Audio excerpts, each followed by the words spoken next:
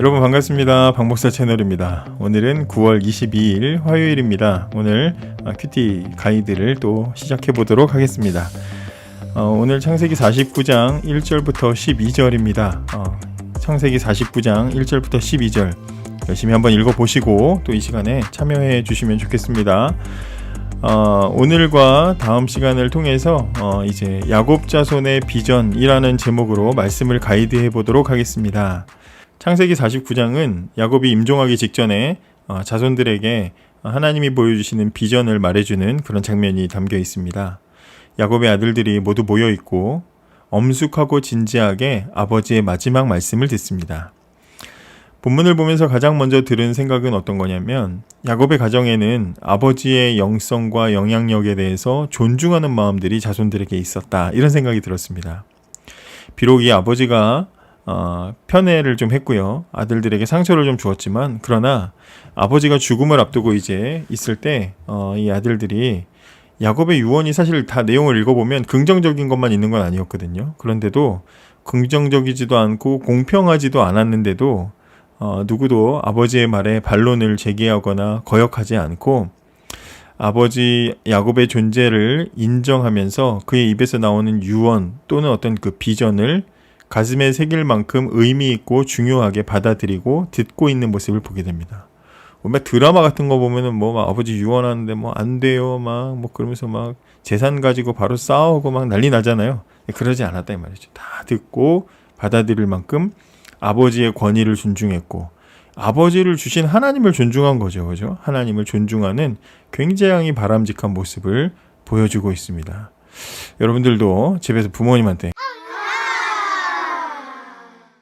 먼저 이제 2절에 보면 야곱의 아들들아 와서 들으라, 너희 아버지 이스라엘의 말에 귀를 기울이라. 그러면서 이제 모든 자녀들이 모인 앞에서 야곱이 드디어 입을 열었는데요.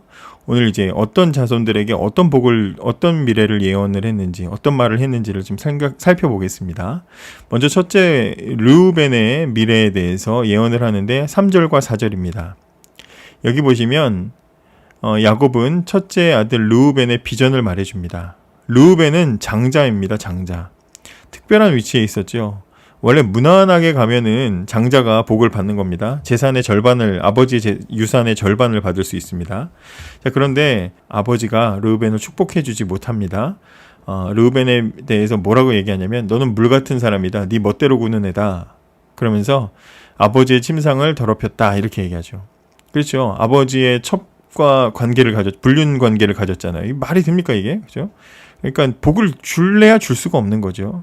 그래서 첫째로서의 특권을 다 잃게 된다라는 이야기를 해줍니다. 실제로 성경을 보면 르우벤의 후손은요, 가나안에 이제 정착해서 그 땅을 차지한 이후에 역사 속에서 서서히 사라집니다. 그래서 르우벤 지파 출신의 무슨 지도자, 선지자, 왕 이런 사람이 나왔다는 얘기가 없습니다.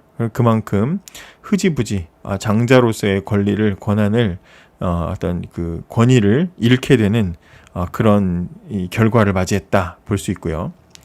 두 번째로 이제 시므온과 레위는 묶어서 함께 이제 미래에 대해서 얘기해 주는데 5절, 6절, 7절입니다. 근데 여기에도 보면 시므온과 레위에 대해서도 축복이 아니라 저주가 나오죠.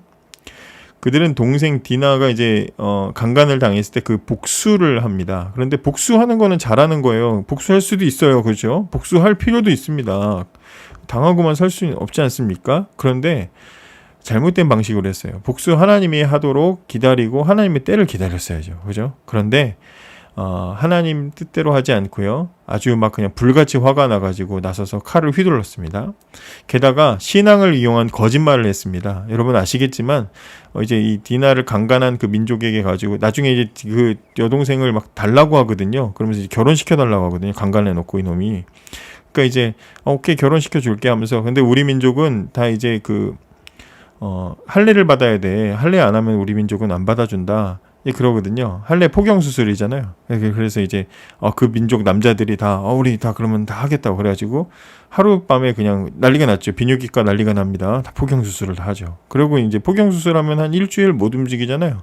그 사이에 가가지고 다 죽였습니다. 그러니까 신앙적인 부분을 이용해서 거짓말을 해서 보복을 한 거죠. 그러니까 하나님 보실 때는 아주 잘못된 행동입니다. 그래서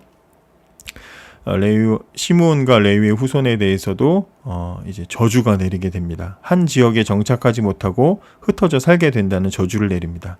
우리 큐티 책에 보면은요 잘 나와 있습니다. 그래서 시므온의 후손은 유다의 지파에 같이 묻혀가지고 이제 이렇게 흩어지게 되고요.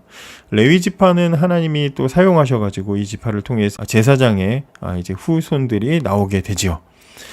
자, 이제 오늘 이제 마지막 하이라이트는 이제 유다 지파에 대한 이제 그런 예언입니다. 저는 이제 사자 같은 유다다. 이제 이렇게 써놨는데요. 8절부터 12절에 보면 유다에 대한 줄창 이제 이 축복이 내려집니다. 유다 어떤 사람입니까? 동생을 잡아 죽이자고 했을 때 어떻게 보면 지혜롭게, 그죠? 어떻게 보면 지혜롭게 죽이지 말고 우리 죄 짓지 말자. 그러면서 동생 팔아버리자고 했죠. 그리고 이후에 형제들과 함께 기근을 피해서 요셉을 찾아갔을 때, 이제 그 스파이로 의심받고 뭐 동생 베냐민을 주냐 마냐 이런 거 할 때도 베냐민을 대신해서 자기를 대신에 이제 잡아라 이제 이렇게 얘기할 정도로 용기를 냈던 인물 바로 유다라는 사람입니다. 야곱은 유다를 불러서 축복합니다. 순서상으로는 르우벤 다음에 시므온이나 레위가 장자가 돼야 되는데 거의 이제 둘도 이제 날아갔기 때문에 어떻게 보면 실제적으로 유다가 야곱 집안의 장자로서 대우를 받는 모습을 보게 됩니다. 유다는 형들이 받지 못한 엄청난 축복을 받는데요. 첫 마디부터 내 형제들이 너를 찬양할 것이다 이렇게 얘기합니다. 형제들이 찬양한다?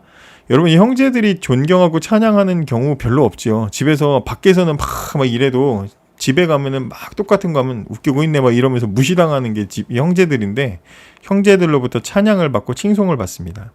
근데 이 말은 유다 한 사람이 칭송을 받고 유다 한 사람이 찬양받는다 뭐 그런 의미는 아니고요.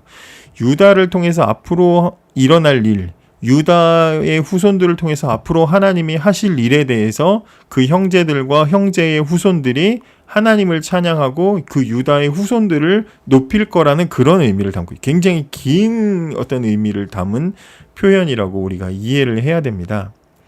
유다라는 아이 자체가 이 사람 자체가 야곱의 첫째 부인인 레아의 네 번째 아들인데요. 이 레아라는 여자 참 불쌍합니다. 예. 결혼을 했지만 남편의 사랑을 한 번도 받지 못했어요. 남편의 사랑 받지 못하고 남편은 동생만 사랑해요. 동생한테만 들어가고 동생과 밥 먹고 동생과 그렇게 사는 거예요. 그러니까 맨날 남편이 자기 쳐다도 안 봐. 그래서 맨날 슬퍼하니까 하나님께서 레아에게 자식을 많이 낳는 복을 주셔요. 그래서 레아가 총 4명의 아들을 낳거든요.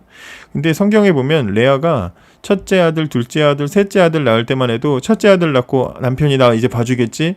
아이 막 데리고 가고 막 남편 퇴근할 때만 우리 애 막 예쁘죠? 막 그래서 여보 애 좀 보세요. 걸어요. 막 그랬는데도 남편이 관심 없는 거예요. 둘째 아이 낳고도 이제는 남편이 보겠지? 안 봐요. 셋째 아들 놓고도 이제는 남편이 나랑 살겠지? 아니에요. 안 살아요. 야곱 이 사람 장난 하여튼 그래요. 그리고 이제 넷째 아들을 낳게 되는데요. 당시에 아들이 넷이라는 것은 엄청난 복이거든요. 그러니까 넷째 아들을 낳고 나서는 이제 더 이상 남편이 나에게 위로가 되고 남편이 나에게 복이 되고 남편 바라기의 삶을 이제 살지 않게 됩니다. 그리고 넷째 아들을 낳은 후에 나는 이제 하나님을 찬양하겠다 이렇게 결단을 하고요. 넷째 아들의 이름을 찬양이라는 뜻을 가진 유다라고 짓습니다. 그 유다에게 아버지 야곱이 이렇게 축복 내립니다. 너는 원수들의 목을 움켜쥘 것이다. 내 형제들이 내 앞에서 절을 할 것이다. 원수의 목을 움켜줬다는 얘기는요. 싸움에서 이겼다는 말이죠. 이긴 사람이 목 잡는 거죠. 그러니까 유다는 승리자가 될 거라는 이 복을 내리고요. 또 형제들이 절한다. 이 말은요. 형제들이 섬긴다는 말입니다. 이거 누가 꾼 꿈하고 똑같습니까? 요셉이 꾸었던 꿈과 똑같죠? 높은 사람에 대해서 섬김을 받는 거예요. 그러니까 이 말은 유다 후손이 이스라엘 집안 전체의 지도자, 왕이 될 거라는 비전인 것입니다. 실제로 유다의 후손이 다윗으로부터 시작해가지고 이스라엘의 왕이 되지요. 이스라엘이 둘로 분열된 이후에도 유다 집안은 계속해서 그 왕의 명맥을 유지하면서 유다 왕국으로 불리게 됩니다. 그죠? 우리가 유대인 하는 것도 유다 후손 사람들을 얘기하는 거잖아요.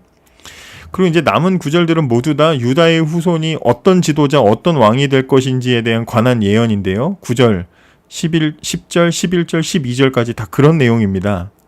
유다의 후손은 사자 같은 왕이 될 거라고 그렇게 예언합니다. 여러분 사자 어떻습니까? 우리가 생각하는 사자는 동물원에 있는 사자예요. 동물원에 있는 사자는 가만히 막 앉아있고 하품하고 졸고 있고 맨날 그냥 가만히 있어요. 움직이는 꼴을 볼 수가 없어. 전혀 위험과 무서움이라고는 느껴지지 않습니다.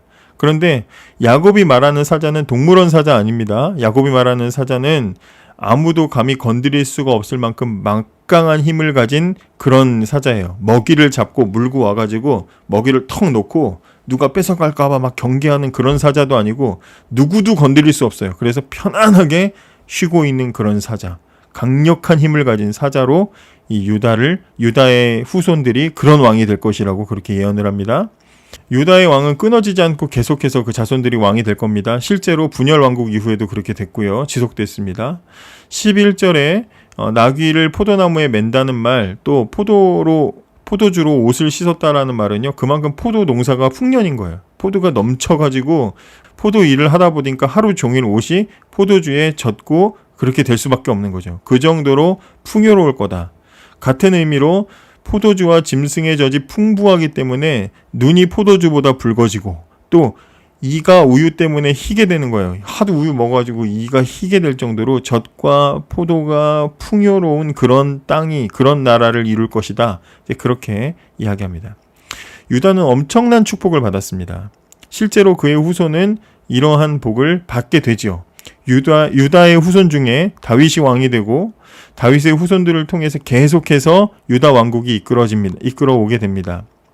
다윗 왕은 사자처럼 강한 왕이었고요. 그가 다스리던 시대에 이스라엘 왕국은 강력한 나라로 이름을 떨치게 돼서 솔로몬 때에 절정을 이루게 되죠. 근데 정말로 이 유다의 후손 다윗 왕 때 이 예언이 정말 그대로 다 이루어진 것일까요? 그렇지 않죠. 사자 같았던 이 다윗 왕의 나라도 하나님을 잊고 죄를 짓기 시작할 때 무너지기 시작합니다. 무섭게 무너집니다. 이스라엘의 가장 전성기 시절이었던 솔로몬 왕 때 이스라엘은 심각하게 타락하기 시작했고 이 유다 왕국은 사자 같았던 왕국이 몰락의 길을 가게 된 것을 우리가 성경의 역사를 통해서 보게 됩니다. 나라가 분열된 이후로는 계속해서 주변 국가들에게 시달리고 어려움들을 겪게 됩니다. 아, 야곱의 예언이 반만 맞았구나, 틀렸구나 이렇게 볼 수도 있는데요. 정말 그럴까요? 그렇지 않습니다. 야곱의 예언은 정확하게 이루어진 겁니다. 유다의 후손 중에 다윗의 뒤를 이어서 사자왕이라고 생각했던 그 다윗의 뒤를 이어서 더 강력한 사자가 하나 등장합니다. 한 분 등장합니다. 누굽니까? 예수 그리스도죠. 그분은 모든 하나님의 백성들에게 찬양을 받는 분이고요. 모든 백성이 그분 앞에 절할 수밖에 없는 그런 분이시죠. 그분이 다스리는 나라는 늘 승리만 있어서 원수의 목을 움켜쥐시는 분이시고요. 그분이 다스리는 곳은 늘 풍요로워요. 사막도 오아시스도 바뀔 만큼 풍요로운 능력을 가지신 분이 예수 그리스도시죠. 진짜 강력한 유다의 사자 누굽니까? 그분이 누구십니까? 예수 그리스도. 그분이 예언된 거다 이 말이에요. 이 예언은 바로 예수 그리스도를 향해서 이어지고 있는 그 예언이다. 우리가 그렇게 볼 수 있는 것입니다. 오늘은 기도하실 때 우리에게 예수님을 보내주신 하나님께 감사하시기 바랍니다. 강력한 유다의 사자 예수 그리스도께서 우리의 왕이 되어주셔서 오늘도 참 좋은 하루입니다. 감사합니다.